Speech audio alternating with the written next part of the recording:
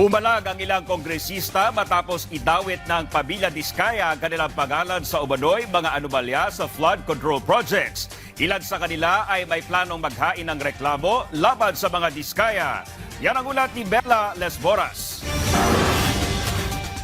Nanindigan si House Speaker Martin Romualdez na wala siyang kinalaman sa anumang isyu ng lagayan at suhulan sa mga proyektong pang-imprastruktura ng pamahalaan. Sa pagdinig ng Senate Blue Ribbon Committee, idinawit kasi ng contractors na sina Pacifico at Cesara Diskaya ang ilang kongresista kasama na ang House Speaker sa umano'y korupsyon sa kanilang mga proyekto. Ayon kay Speaker Romualdez, hindi niya palalampasin ang kasinungalingang ito kasabay ng pagbibigay diin na manpamang basbas sa mga ganitong maling gawain. Git pa niya sa ilalim ng kanyang pamumuno, hindi niya hahayaang masira ang reputasyon at integridad ng Kamara kaya't lilinisin nila ang sistema at poprotektahan ang kaba ng bayan. Sa unang pagkakataon nagsalita na rin sa issue ang tumayong chair ng House Committee on Appropriations noong 19th Congress na si Ako Bicol Party List Representative Saldico. Mariin niyang itinanggi ang anyay baseless and irresponsible accusations laban sa kanya sa Senate hearing na politically motivated din umano. Isa rin sa mga inausahan ng mga Diskaya si Pasig City Representative Roman Romulo, pero pumalag din dyan ang kongresista.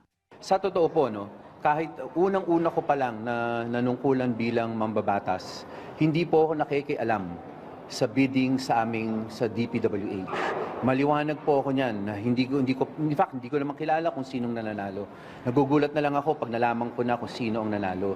Si Quezon City 6th District Representative Marivic Copilar naman nagtalumpati pa sa plenaryo para ihayag ang matindi niyang pag-alma sa pahayag ng mga Diskaya.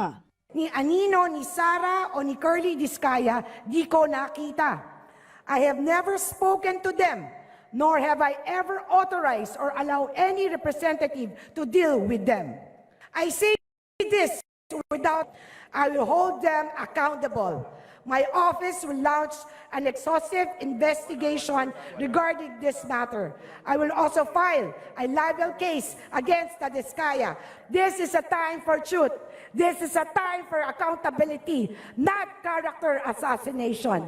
I will continue to serve my constituents faithfully, and I will never be intimidated nor silenced by malicious attack.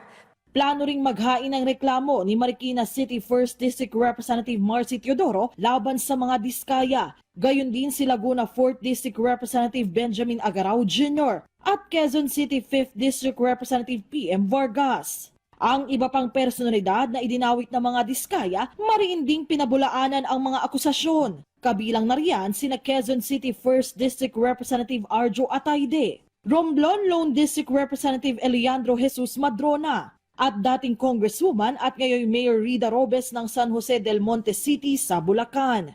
Mela Lesboras para sa Pambansang TV sa Bagong Pilipinas.